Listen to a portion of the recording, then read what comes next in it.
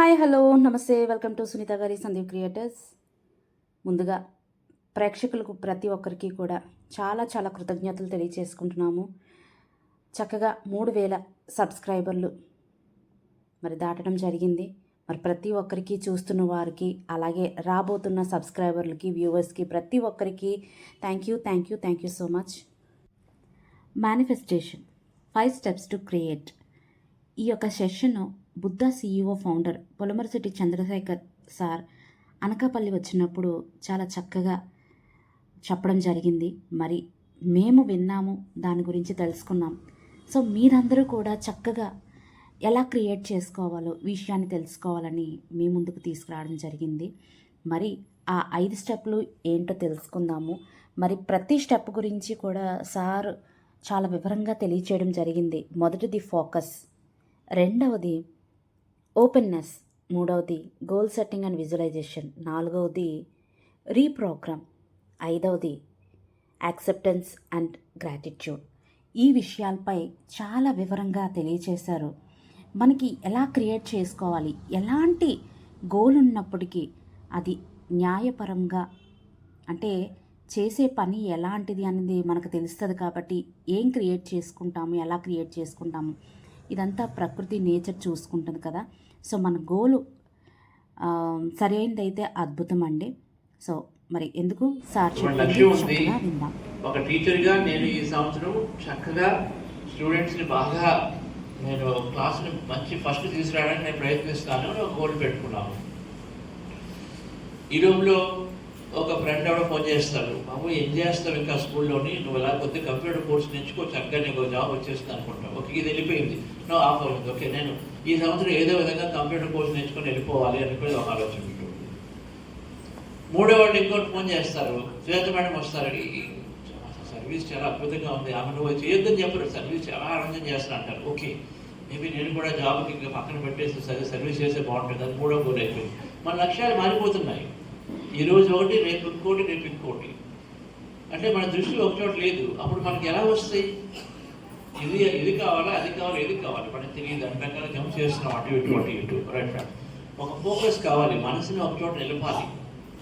Okay, so మొదటిది focus. రెండవది ఏంటి? రెండవది ఓపెన్నెస్, సంసిద్ధత, రెడీనెస్గా ఉండాలి. ఈరోజు మార్నింగ్ లెగిస్తారు అని, నిన్న మీకు ఒక ఫ్లైర్ వచ్చింది, వర్క్షాప్ ఉంది అని. రేపు శనివారం, ఆదివారం, నాకు ఈసారి అంతా పెళ్ళిళ్ళు ఉన్నాయి కదా, అవదలే.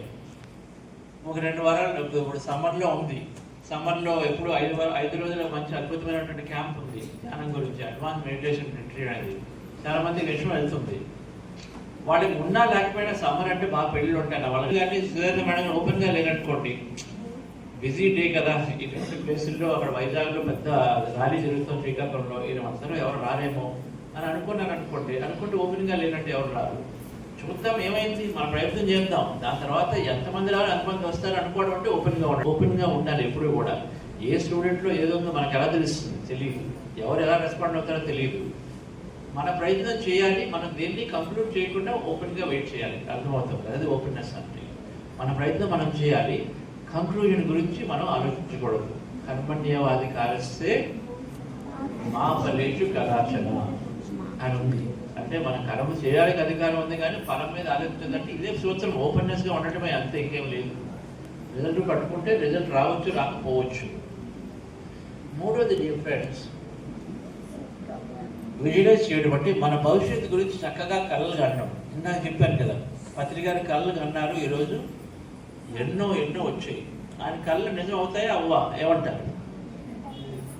ఆయన ఉన్నప్పుడు ఫిజికల్గా చూసినప్పుడు ఆయన ద్వారా ఒక 30,000 పిరమిడ్లు అయ్యాయి. ఈరోజు ఆయన వెళ్ళిపోయిన తర్వాత 2 సంవత్సరాల్లో దాదాపు ఇంకా 10,000 పిరమిడ్లు అయితే అయిపోయాయి. ఇప్పుడు ఇది అయిపోతుందంటారా, ఇంకా ముందుకు వెళ్తుందంటారా? వెళ్తుంది. అంటే ఆయన లక్ష్యం నిజమవుతుందా, నిజం అన్నట్టు కదా. అయితే ఆయన ఉన్నప్పుడు అయిందా, ఫిజికల్గా ఉన్నప్పుడు అయిందా? లేదు. అలాగనే ఆగిపోయిందా? లక్ష్యం ఆగలేదు. లక్ష్యం కంటిన్యూ అవుతుంది. మనం అనుకునేది ఎప్పుడు కూడా అవుతుంది. మన టైంని కానీ పక్కన పెట్టేస్తే మనం ఏంటంటే టైము తెలియకుండానే ఒక 5 సంవత్సరాల్లో 1 లక్షాధికారి, కోట్లాధికారి అయిపోవాలి. ఎందుకు వచ్చింది 5 సంవత్సరాలు? 10 సంవత్సరాలు వేసే ప్రాబ్లం ఉందా? 5 సంవత్సరాలు ఎందుకు చేయాలి? ఈ సంవత్సరమే నాకు హార్వర్డ్ సీట్ వచ్చేది, నెక్స్ట్ ఇయర్ వస్తే ప్రాబ్లమా? ఈ సంవత్సరం వచ్చేయాలి Harvard seat. Job engineering just finish చేశాడు, వెంటనే నెక్స్ట్ డే జాబ్ వచ్చేయాలి. ఒక 1 year ఆగితే జాబ్ వస్తే అది ప్రాబ్లమా? మామూలుగా జాబ్ రావట్లేదండి, ఎన్ని చేసినా వెయిట్ చేస్తుంది కదా రావడానికి. నా బస్సారి మేనిఫెస్టేషన్ చేస్తున్నానండి కానీ జాబ్ రావట్లేదు, వెయిట్ చేయి, తొందరేంటి. కానీ మనం అనుకుంటే దాన్ని ఎప్పుడు డౌట్ చేయకపోతే ఖచ్చితంగా వస్తుంది. అయితే టైం అనేది మన చేతిలో లేదు, సరైన టైంలో మనకు వస్తుంది. సరైన టైంలో అంటే నేను ఇంకా పేషెన్స్ పెరగాలి, కొద్దిగా కోపాన్ని తగ్గించుకోవాలి, కొద్దిగా అటువంటి ఉండగా నేను జాబ్లోకి వెళ్తే ఇంకా అద్భుతంగా అక్కడ రానికి ఉంటుందంటే అంతవరకు వెయిట్ చేయనిస్తుంది, కానీ అది వస్తుంది. ఓకే, అయితే దీనికి 3వ సూత్రం అంటే కళలు కనాలి. కళలు కనాలి. పత్రిక గారు ఏ రోజు కూడా ఈ రోజు అయిపోవాలని ఏ రోజు అనుకోలేదు, లక్ష్యం పెట్టుకున్నారు కానీ ఓకే జరిగితే లేకపోతే లేదనుకోని ముందుకు వెళ్ళారు. కళ్ళు కనాలి ఎప్పుడు కూడా. కళ్ళు కంటం అంటే ఏంటి? మన ఆలోచనని సరైన దిశలో పెట్టడం. కళలు అంటే ఇక్కడ ఫీలింగ్స్, భావాలు జోడించడానికి కాన్సెప్ట్ వస్తుంది. ఆలోచన, భావం. కళ్ళు అంటే ఇప్పుడు చూడండి, మన స్కూల్లో ఉన్నప్పుడు అందరికీ జరిగే ఉంటుంది. సపోజ్ ఒక ఫ్రెండ్ ఒక సర్టిఫికేట్ పిలిచారు, వాళ్ళకి ఏదో ఫస్ట్ ప్రైజ్ వచ్చింది, సర్టిఫికేట్ తీసుకోవడానికి పిలిచారు, కప్ వచ్చింది. ఫస్ట్ స్టేజ్ ఎక్కి వెళ్తున్నప్పుడు సపోజ్ స్పెషల్గా ఒక చీఫ్ మినిస్టర్ లేకపోతే ఒక స్పెషల్ ఆఫీసర్ వచ్చి ఇచ్చినప్పుడు మనకు కూడా అనిపిస్తుంది కదా, మొమెంటరీగా కళ్ళు మూసుకుంటాము, ఓకే నేను కూడా తీసుకుంటే ఎంత బాగుంటుందో అనుకుంటాము.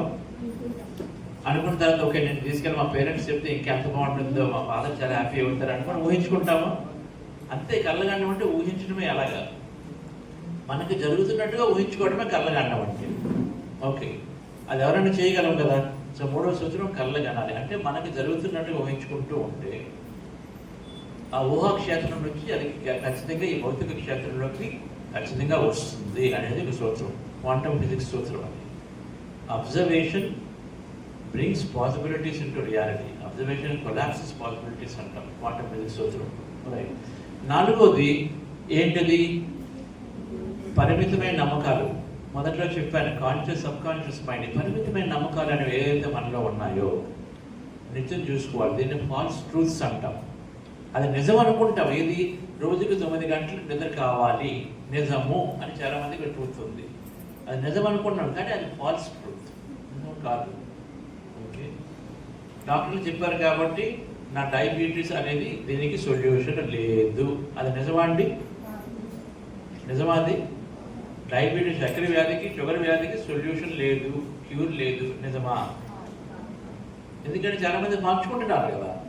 అయితే నిజమని ఎందుకు నమ్ముతున్నామో మనకు తెలిసినటువంటి ఆ చుట్టుపక్కల ఉండే ఆధారాలు, పరిసరాల ద్వారా మనం ఏదైతే వాళ్ళని పూర్తిగా ఒక యాక్సెప్ట్లో తీసుకుంటామో, వాళ్ళు చెప్తే అది నిజం అనుకున్నప్పుడు అది నిజం వేసుకుంటాం అంతే.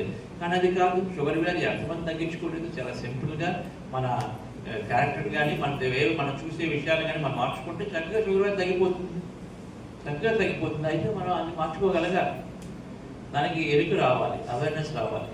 ఓకే, సో ఈ పరిమితమైన నమ్మకాలు, దాని ద్వారా ఏంటంటే మన యొక్క అనుకున్న దాన్ని మనం లిమిట్ చేసుకుంటాం. పరిమితమైన నమ్మకం.